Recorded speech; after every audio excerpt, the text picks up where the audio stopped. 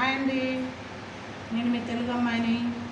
ఈరోజు మన వంట వచ్చేసి పచ్చి రొయ్యలు ఇక్కడ కలకత్తా స్టైల్లో ఎలా చేస్తారో దానికి ఏమేమి కావాలనో చూపిస్తారండి. చూసేయండి ఫ్రెండ్స్. అర కేజీ రొయ్యలు తీసుకొని వాటిని ఒలుసుకుంటూ డిస్కషన్ మొదలైంది మా ఇంట్లో. ఈరోజు ఈ రొయ్యలతోటి ఏం కర్రీ చేయాలి, ఏం వెరైటీ చేయాలని నేను అడిగితే ముగ్గురు 3 రకాలు చెప్పారు. లాడెన్ తన వెరైటీ చెప్పుకుంటూ, అఫీఫా ఆమె వెరైటీ చెప్పుకుంది, నేనేమో నా వెరైటీ చెప్పుకున్నా. వెస్ట్ బెంగాల్ వెరైటీ ఏమో ఒక తీరుగా ఉంటుంది, అఫీఫా చెప్పేదేమో ఫ్రై, నేను చెప్పేదేమో టమాటా రొయ్యల కర్రీ. ఈలోపు ముగ్గురిది కాదని లాడెన్ ఏమన్నాడంటే, నేనే తెచ్చిన కాబట్టి నా స్టైల్లోనే ఉండంటే, సరేలే ఇంకా ఎందుకులే, ఆయన తింటే అందరం తింటున్నట్టే అని ఈలోపు నరాలన్నీ శుభ్రంగా తీసుకొని శుభ్రంగా కడిగి పెట్టుకున్నాను. ఇక్కడ స్టైల్లో వండుతున్నా కాబట్టి బచ్చల కూర, చామగడ్డ, గుమ్మడికాయ ముక్కలు చిన్నగా శుభ్రంగా కడుక్కొని ముక్కలు కోసుకున్నా. దాంట్లో కావలసిన మసాలా ఉల్లిగడ్డ, ఆవాలు, ఎల్లిపాయలు, మిగతావన్నీ పొడులు వేసేటప్పుడు చూపిస్తానండి. పొయ్యి ముట్టించుకొని కళాయి పెట్టుకోవాలండి. కళాయి పెట్టుకున్నాక ఇందులోకి ఏమేమి వేస్తానో ప్రధానమటి ఒకటి చూపిస్తాను. చూసేయండి ఫ్రెండ్స్. చూసి మీ తెలుగు అమ్మాయి ఛానల్ ఎలా ఉందో సబ్స్క్రైబ్ చేసుకొని నచ్చితే ఒక లైక్ చేయండి ఫ్రెండ్స్, సపోర్ట్ చేయండి. అలాగే మేము నిన్న మార్కెట్కి వెళ్ళిన కాడ మేము ఏమేమి కొన్నామో చూపించలేదు ఫ్రెండ్స్, సారీ. ఈరోజు ఈ వీడియోలో చూపిస్తాను మేము ఏమేమి తీసుకున్నామో, సరేనా ఫ్రెండ్స్. అక్కడ ఫుల్ జనం ఉన్నారు. ఆ జనంలో మేము ఏం కొన్నామో మీకు వీడియోలో చూపించలేదు కాబట్టి ఈరోజు తప్పకుండా దాన్ని చూపించే ప్రయత్నం చేస్తాం. ఏమేమి తీసుకున్నాం అక్కడ. ఇక్కడ వర్షం మళ్ళీ స్టార్ట్ అయింది. ఈ నెల మొత్తం వానలే ఫ్రెండ్స్. ఇక్కడ ఈ వానల వల్ల కిందికి పోవాలన్నా కానీ పోబుద్ది కావట్లేదు. ఆషాఢ మాసం వచ్చింది కాబట్టి మన సైడ్ అందరూ గోరెంటాకు పెట్టుకుంటారు కాబట్టి నేను కూడా మా డాబా మీద గోరెంటాకు చెట్లు ఉంటే గోరెంటాకు కోసుకొని మిక్సీ పట్టుకున్నా. చూపిస్తాను మీకు ఈరోజు. గోరెంటాకు చేతికి పెట్టుకున్నాక కూడా చూపిస్తా. అలాగే కళాయి పెట్టుకొని నూనె పోసుకున్నాను. నూనె పోసుకొని ఒకదానమాట ఒకటి ఎట్లా చేస్తున్నానో ఆ ప్రాసెస్ అంతా మీకు చూసేయండి ఫ్రెండ్స్, సరేనా. ఇక వేడిగానే ఫస్ట్ షాంగడ్డలు ఇట్లా అడ్డంగా 2 ముక్కల్లాగా కోసుకోవాలి, చిన్న చిన్న షాంగడ్డలు. ఇవి కోసుకున్నాక నూనె వేడైందిగా వీటిలో ఫ్రై చేసుకోవాలి. మంచిగా ఫ్రై అయ్యాయి నూనెలో. వీటిని తీసి ఒక ప్లేట్లో వేసుకోవాలి. ఆ తర్వాత ఈ నూనెలోనే గుమ్మడికాయలు కూడా ఫ్రై చేసుకోవాలి. గుమ్మడికాయ కోసుకొని ముక్కలు పెట్టుకున్నాక పక్కన ఆ ముక్కలు కూడా ఈ షాంగడ్డల్లాగా ఫ్రై చేసుకొని తీసుకోవాలి. ఆ తర్వాత ఒకదానమ్మటి ఒకటి లాస్ట్కి రొయ్యలు కూడా నూనెలో ఫ్రై చేసుకొని తీసుకోవాలి. ఒకదానమ్మటి ఒకటి మీకు చూపించుకుంటూ మంచిగా అర్థమయ్యేటట్టు చెప్పుకుంటూ చేస్తాను. గుమ్మడికాయ ముక్కలు కూడా మంచిగా నూనెలో ఫ్రై చేసుకున్నాను. వీటిని కూడా తీసి పక్కకు పెట్టుకొని ఈ నూనెలోనే మళ్ళీ పచ్చి రొయ్యలను కూడా వేయించుకుంటాను ఫ్రెండ్స్. చూసేయండి.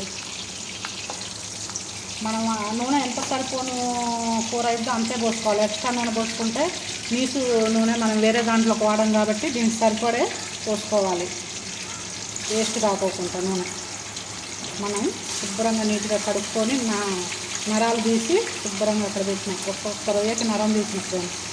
నీట్గా చేసుకుంటాను నేను చేపలు. ఈ విద్య నాకు మా బాబాయ్ నేర్పించండి ఫ్రెండ్స్.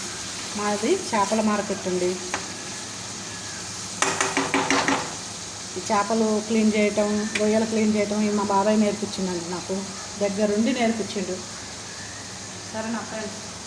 రొయ్యలు కూడా మంచిగా నూనెలో ఫ్రై అయ్యాయి. ఇవి కూడా తీసి ఒక ప్లేట్లో పెట్టుకున్నాం.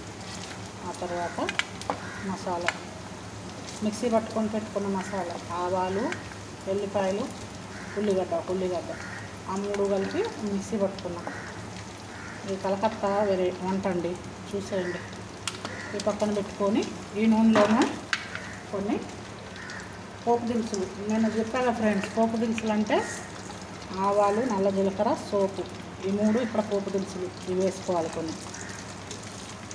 అవి వేసుకొని నూనెలో ఆ తర్వాత మనం మిక్సీ పట్టి పెట్టుకున్న మసాలా పేస్ట్, ఇదేనండి మిక్సీ పట్టుకొని పెట్టుకున్న పేస్ట్, ఇది వేసుకోవాలి. వేసుకున్న తర్వాత దీంట్లోకి సరిపోను కారం, ఉప్పు ఏమేమైతే ఇందులో వేస్తానో చూసేయండి. ఉప్పు 1 స్పూను, ఉప్పు సరిపడా వేసుకొని ఆ తర్వాత కారం ఒక స్పూన్ చెంచా వేస్తాండి. ఈ చెంచాతోటి కారం తక్కువే తింటాం కాబట్టి ఒక స్పూన్ కారం వేసుకొని ఆ తర్వాత మిరియాల పొడి. ప్రతి కూరలో మిరియాల పొడి వేసుకుంటారండి, ఫ్రైలో తప్ప గ్రేవీ కూరలలో మిరియాల పొడి ఇక్కడ కంపల్సరీ. మిరియాల పొడి కొంచెం ఒక 1/2 స్పూన్. తర్వాత ధనియాలు, ఇది పసుపు అండి 1/2 స్పూన్.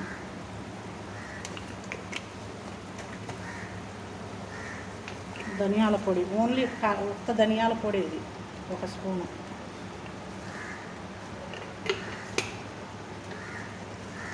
ఇది జీలకర్ర పొడి వేయించి ఇంట్లోనే మిక్సీ పట్టుకున్న జీలకర్ర పొడి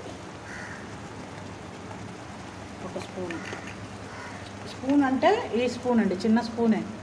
స్పూన్ అంటే స్టీల్ స్పూన్ కాదు.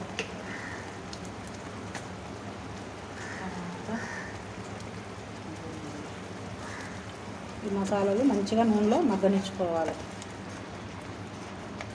మూత పెట్టుకొని ఒక 2 నిమిషాలు. రేపు పొద్దున్నే టిఫిన్లోకి పెసరట్లు అండి. 1 గ్లాసుడు పెసర్లు, 1/2 గ్లాసుడు బియ్యం పోసుకున్నాను. రేపు పొద్దున్నే టిఫిన్లోకి నానబెట్టుకుంటున్నాను. మంచిగా నూనెలో మగ్గాక మనం ఏంటి పెట్టుకున్న శామగడ్డలు వేసుకున్నాం. శామగడ్డల తర్వాత ఏంపి పెట్టుకున్న గుమ్మడికాయ ముక్కలు ఇవి కూడా వేసుకున్నాం. వేసుకొని మంచిగా కలుపుకున్నాం రెండింటిని. ఈలోపు ఒక చిన్న టమాటా కోసుకొని ఆ టమాటా కూడా వేసుకున్నాం. టమాటా కోసి పెట్టుకున్నాం.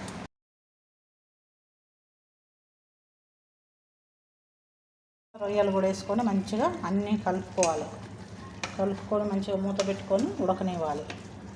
ఈలోపు ఇటుపక్క బియ్యానికి నీళ్ళు పెట్టిన ఎసరకి నీళ్ళు పెట్టుకున్నా. మంచిగా ఉడికిందాక మూత పెట్టుకొని ఉడకనిస్తే అదే ఉడికిద్ది. నీళ్ళు పోయాల్సిన అవసరం ఉండదు. బచ్చల కూర కడిగినాక శుభ్రం కడుగునాక అల్ల నుంచే నీళ్ళు ఊరుతాయి. సరేనండి. అన్నం కూర 2 రెడీ అయిందండి. కూర రెడీ, అన్నం కూడా రెడీ.